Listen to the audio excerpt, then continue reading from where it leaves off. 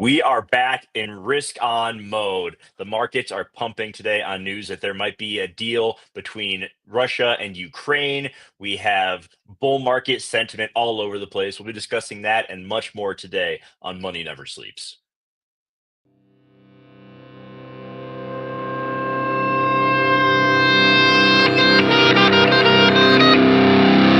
Money Never!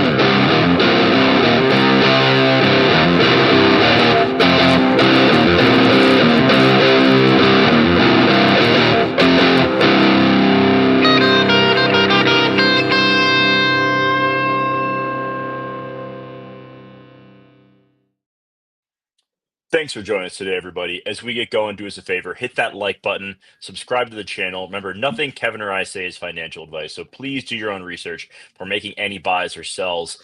Kev, it's been a roller coaster of a week.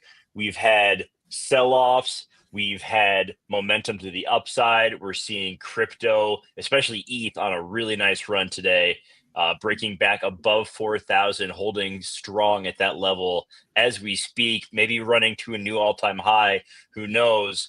But the sentiment is very bullish from Wall Street, from really everywhere. You got the occasional bears like yourself and some of the other jamokes on Twitter, but overall the market is feeling bullish. They're seeing strong data. Everyone, if you're not beating earnings right now, you're doing something wrong, because everyone and their mother is ahead on earnings. So crazy times out there. Will we get it lasting for a few months, for the rest of the year? Who knows? But how are you doing on this lovely Friday? I'm doing pretty good. Yeah, I mean, I'm kind of with the rest of the market, but again, I think everyone thinks that we're going into a new bull market. At least Mike Wilson from Morgan Stanley was saying that on Bloomberg yesterday, which is a fucking warning signal. Again, not financial advice, but I just don't trust anything that guy's got to say. But I do think that we're getting into this end of summer, low volume, blow off top kind of scenario. We really are. It's my personal opinion. I wish we could see it more in the altcoins. Maybe that's in the last 2 weeks of August. Who knows? But across the board, everything is kind of pumping here, and we're pushing higher and higher. I mean, I'm looking at Asia, Japan, Nikkei just chugging along, trying to go for all-time highs, and things are looking really bad under the hood there. We'll talk about that in a little bit. So, I've seen this play out twice before. I've seen it in 2022. I've seen it in 2020. What was it, 2021? Yeah. When you get, the high euphoria right before the turning, and then you also get the low that nothing else can save us, which marks the bottom of a market. And we're getting closer to, I think, the first one of like everything's just rallying. It makes sense why it's the last little bit of a run up, but how long could this last? We've said it before. We'll see if it can last into one of these quarterly opexes. But I'm feeling good. That's kind of my little assessment of the markets at base level right now. If you look at where the M2 money supply is, I'm going to be interested to see where money market balances are the next time, because those usually get reported quarterly. So I'm going to be interested to see, has money started to move out of those into equities, and is that an opportunity once that happens to begin to front run it and try to take some profits? So that's been something that's been touted by bulls for a while of, oh, we're at these points and we still have $7 trillion in money market accounts. Like, how much of that is moving back into equities, into crypto? ETH becoming the ETH ETFs becoming more popular. Are people using that as a reason to front run SOL ETFs? Will that help our fart coin? Can I put fart coin? If I had a 401k, could I put fart coin in there? I would love to put fart coin in my Roth IRA and just get real weird with it. But we've seen this push toward crypto continue to evolve and grow. Like ETH is definitely leading right now. Bitcoin is taking a bit of a backseat. We see that with dominance back down to just above 60. Where are you looking in totality as far as like indicators on when you want to maybe take some profit or go even longer? So the one thing I've learned in the past, since doing this show is shorting is not a very easy way to win in this system. It really isn't. It's not, but it's not set up to be making money from the short side. You can make a lot more money to the upside. We've seen how much money is piled into these markets over the past 2 years. So when I talk about taking profit, I'm in a very different scenario than I think a lot of people who are maybe riding some of the coattails of Nvidia, of Apple, some of these stocks that are just absolutely, their valuations are insane. The market caps are so high. I'm more on the short squeeze side of things where liquidity is drying up. If liquidity dries up, there's not enough money to throw into shorting things, whether it's naked or not, and that allows me to pretty much make money while it's a short exposure without actually being short in the market. That being said, looking at everything that's going on here, I've talked about it before. We talked about it in February, and I was actually just watching the episode today. We talked about the 5-year loans that are coming due. We got the first bit of that in the March, April. We saw the market dip about 10% or so. Get the majority of that coming up September, October, November. So where I am right now with how low volume has been over the summer, where everything is pretty much at all-time highs. I've seen this also in the pandemic when we were pretty much all-time highs before we had the flash crash. The market trades very differently now. I think that we're going all-time highs and then we're probably going to see a massive correction. So with how much time we have between now and when that starts coming due, I'm seeing already a lot of cracks in the system, especially when we look at Japan. By the way, the past week or so, Bank of Japan has intervened 15 times, I think, into their forex and equity market, trying to do essentially a shadow yield curve control. You wouldn't do that if you were in a healthy market that was pushing up towards all-time highs in a bull market. So what I'm thinking is we're very close to the time where taking profit is not a bad idea. I think September before some of these OPEXs is a very good time to be saying, am I happy with the positions that I built? Are these gains good enough? Am I not getting too greedy if I try and hold out for a little bit more? These are questions you have to ask yourselves. That's if I was in the position of having, say, the S&P at 6,400 and the Nasdaq at wherever the hell it is right now. I haven't even looked at that in a while. Nasdaq at 23.6, and I got in say a year ago. I'd be very happy with this, and I'd probably be taking profits.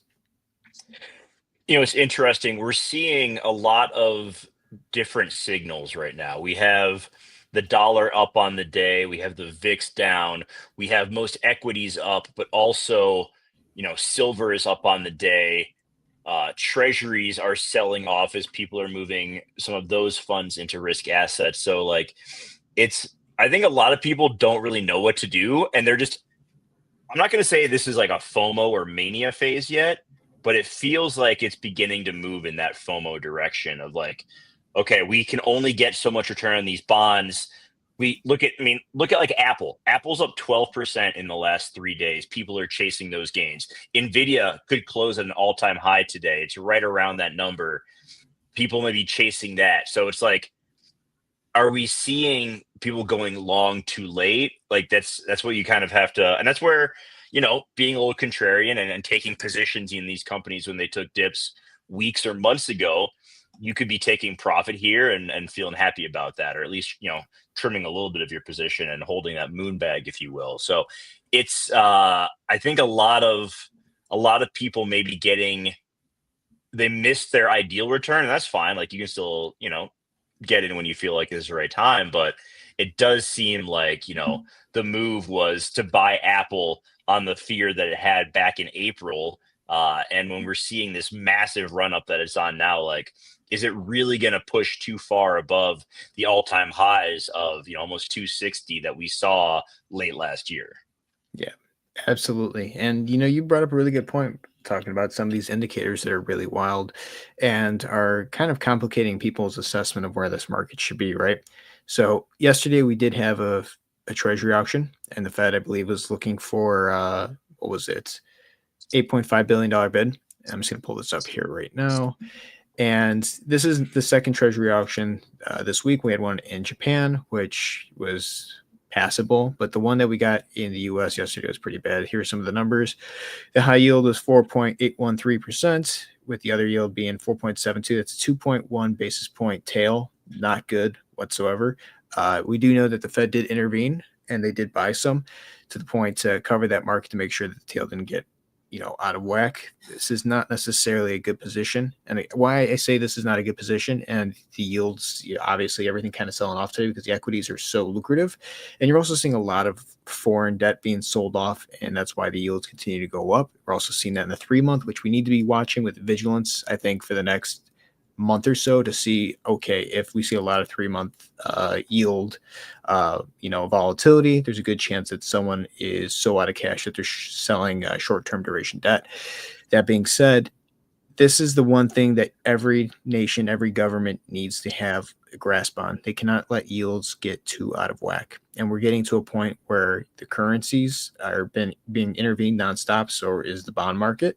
And now the equity markets are also being intervened with, in Asia, which is, if you have to balance all three things with Fed intervention, you're not in a healthy position, and eventually something's going to stop working, and it's going to probably have massive impacts globally. The U.S. is having some of that right now with the treasury market, right? And Trump is not necessarily one that's going to want the treasury market to go bust under him. This is how the government's going to operate, and whatever him and Elon did, whatever. And you have Scott Bessent in the treasury market as well, and you have Jerome Powell, who likely won't cut rates despite how many people are asking for rate cuts. I saw one today that someone said that they're going to cut 4 times this year. You're in a very precocious situation where this could get really hairy real quick, and you can see yields just absolutely skyrocket in the short term before we get a greater market correction. So this is something that we got to continue to watch. I think the 3 month is going to be the US's biggest one to watch, because that's going to show the amount of people who need cash quick, cash fast. And if that's the case, then we are in a low liquidity environment, despite whatever M2 says. We have the loans coming due, and we have equities at all-time highs. They're going to crash the stock market to save a lot of the debt in the treasury market, also to pay off tons of those loans that are coming due after 5 years. All right. Anything in equities that you want to look at, and then we can talk a bit of crypto. Let me just pull up a few things. Again, I'm honestly sharing my positions because I think these are very interesting. GNS was one that I was buying on this massive dip down. It went all the way to 192. And I was buying last week somewhere around like $1 to down here at around 80 cents. And then we got the news that they're doing buybacks, that 20% of their stock is being bought back by the company itself.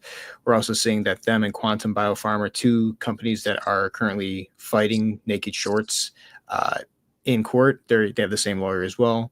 They are filing a lawsuit, and we also saw that Quantum Biopharma and GNS both have exposure to one another. So these are two companies that are kind of coordinating anti-short, naked shorts that are trying to crush the stock price of these and hurt shareholders. And to see that, along with, obviously my GameStop position, I think that if we are in a low liquidity environment, there is a good possibility for a really good squeeze on some of these stocks. We got the news the other day. I bought here at market open around 86 cents. Shot up 34% to close. It all actually went up to about 40 cents. And then obviously it opened up the next day when they announced one of the lawsuits has been filed and it's been delivered. It shot all the way up to about 130, but when the market opens, it was at about 115. Huge volatility. They're going to continue trying to short this. The problem is when you get a really good pump like that, and then they can kind of stop it from going up, they keep shorting it. These funds there and these people that are shorting these companies, very similar to GameStop, they're doubling down, they're tripling down, they're quadrupling down. They're just doing everything they can, because instead of covering their positions, they're just hoping that these things fail. Again, where are we heading? Low liquidity environment. That's my thesis. So if some of these funds are, having to pay tons of debt back because it's 5 years since they borrowed some of this easy money, and now this easy money is coming due, they're going to have to pull it from somewhere. If everyone starts pulling at the same time, we get these fire sales.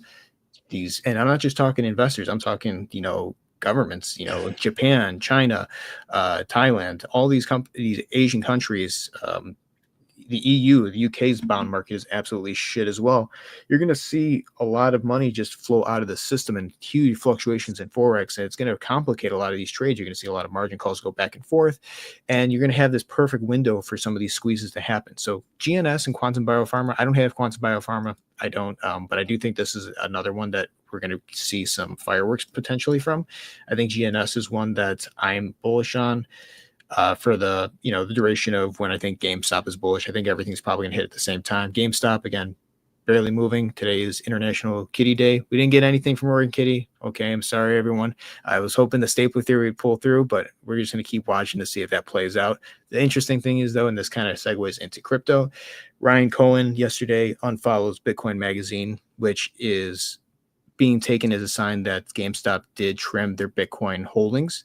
If that's the case, I'm actually very happy about that because, again, we've talked about Michael Saylor and some of the exposure that we're seeing with Bitcoin going into a quite low liquidity environment. I think that trimming that and having cash on hand is going to be more beneficial to the company and the shareholders itself than having an asset like Bitcoin where anything that GameStop does right is seen as wrong by market price. So if they do something wrong, it's probably going to be seen as 3 times, 4 times as wrong, and they're going to probably be able to sell off short and scare some people out of their positions. So being smart, taking profit by Rat and Cohen, which is what we kind of can assume from that move on social media, is honestly a good thing personally from a GameStop shareholder. That being said, let's pull Bitcoin just because we're It seeing could some also moves be there. it could also be a bit of a fugazi right there, and maybe he's just trying to play some games. Like, who knows? He seems like the kind of guy who just likes to fuck with people, which I personally am a fan of. Yeah. So maybe he's just doing it to like stir up a little bit. Hey, listen, it's getting attention to GameStop. Like maybe he's just kind of goofing around. Maybe he's just goofing. He's a silly guy, silly goose, that Ryan Cohen. Yeah, they're. I think he's a pretty smart guy. I'm happy that he's the CEO compared to one of the 6 people that they had within 2018 to 2019 because everyone was just trying to hurt that company. But if it is the case, and I mean, he might be smarter than most people who have Bitcoin holdings in their portfolios and just taking profit.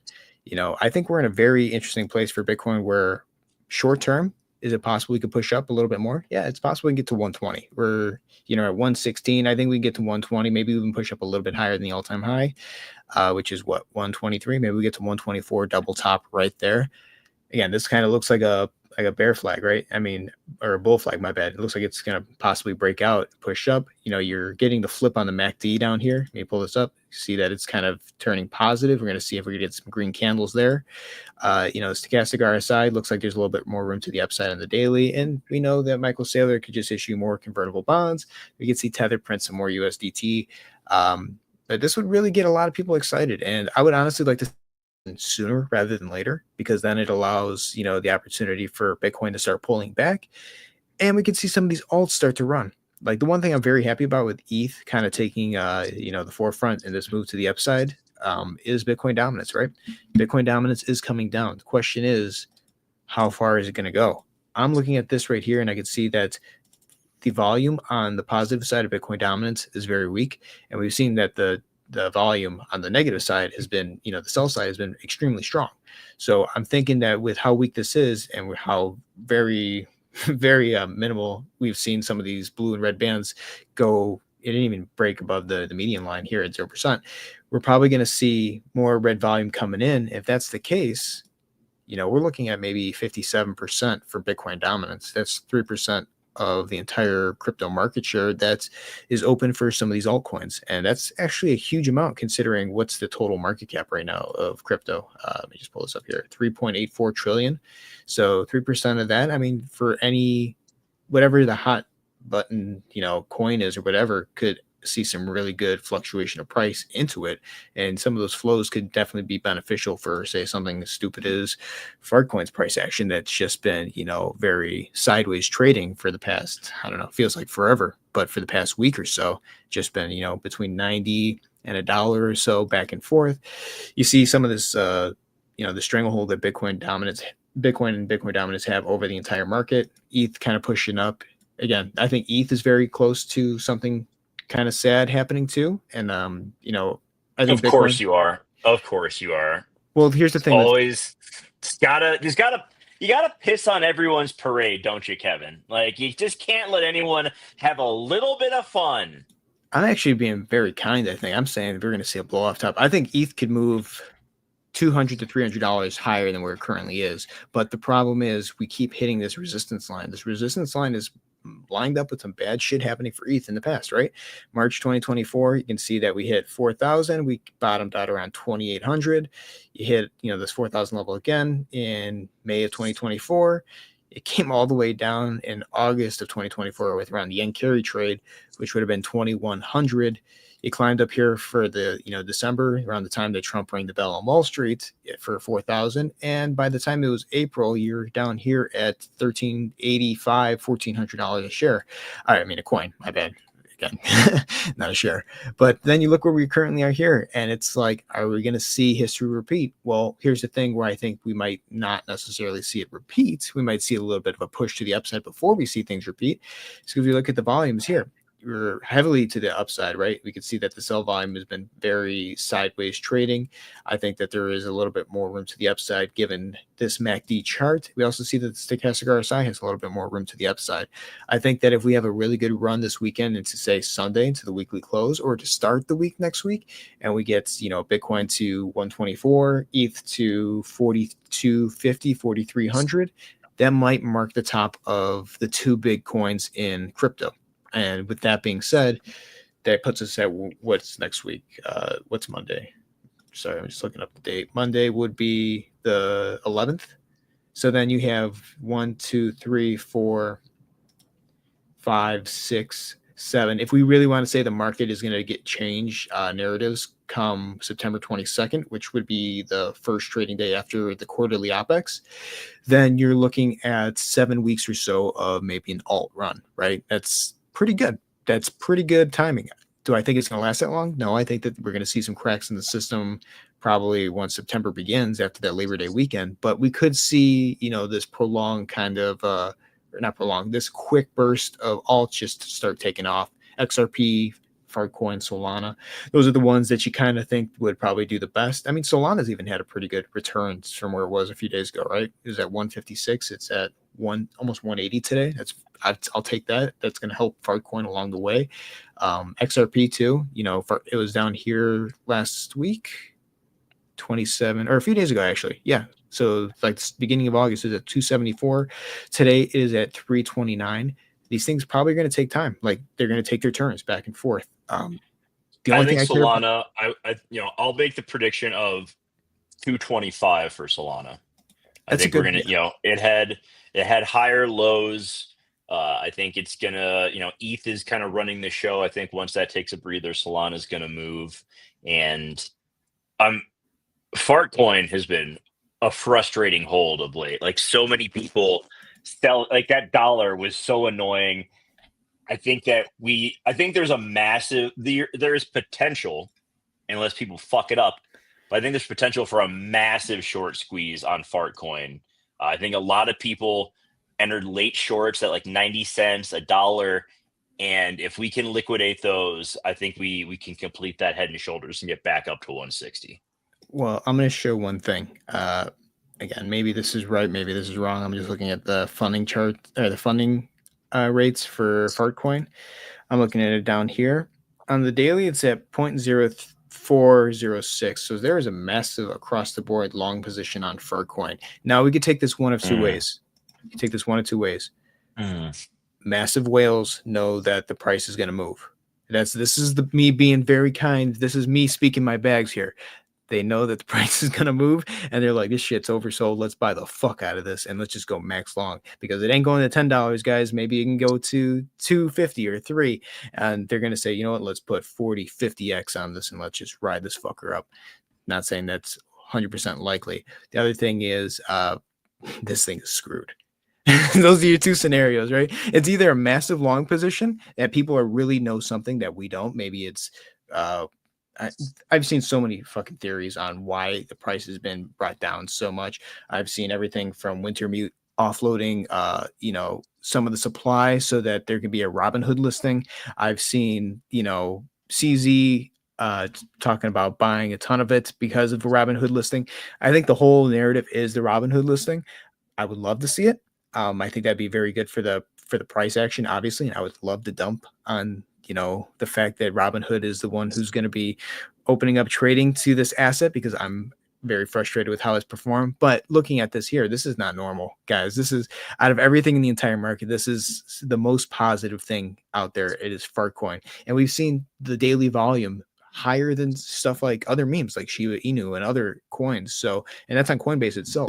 So you have to wonder what's going on here. I'm going to say with the blow off top, it makes sense that these are long positions from institutional buyers or whales. Maybe I'm wrong. Maybe I'm dead wrong, and this shit goes to fucking 42 cents. But I'm very much in line with how everything else in the market's kind of trading, and looking at these funding rates, that this is someone knows something. All right. Anything else before we wrap it up for today? Next week should be a good one. We didn't really have a whole lot of data this week, but next week we have on Tuesday the July CPI numbers, which I think that is going to either, I think I'm not expecting a whole lot this weekend. Hopefully just more continuation of the upside. But Tuesday, it's either going to put fuel on the fire or piss on everyone else's parade. So, big day coming up there potentially, and then PPI on Thursday, and some more retail data on Friday. So, should be fun times ahead. That is for sure. As we get back into summer's winding down, it's time for everyone to get back to the trading desks and get weird with it. That's a little dangerous sounding to me, but hey, let's take it while it's here. Yeah, I think it's going to be much of nothing for the next few weeks. We're still in summer trading, but hopefully we do get some of this upward continuation. I agree with that. All right, that's going to do it for today. Appreciate everyone who joined us. If you haven't yet, like, subscribe, drop a comment. We'll be back next week for more fun and craziness here in the markets. So until then, have a great weekend, everybody. Stay safe out there, and we'll see you next time. Take care, everyone.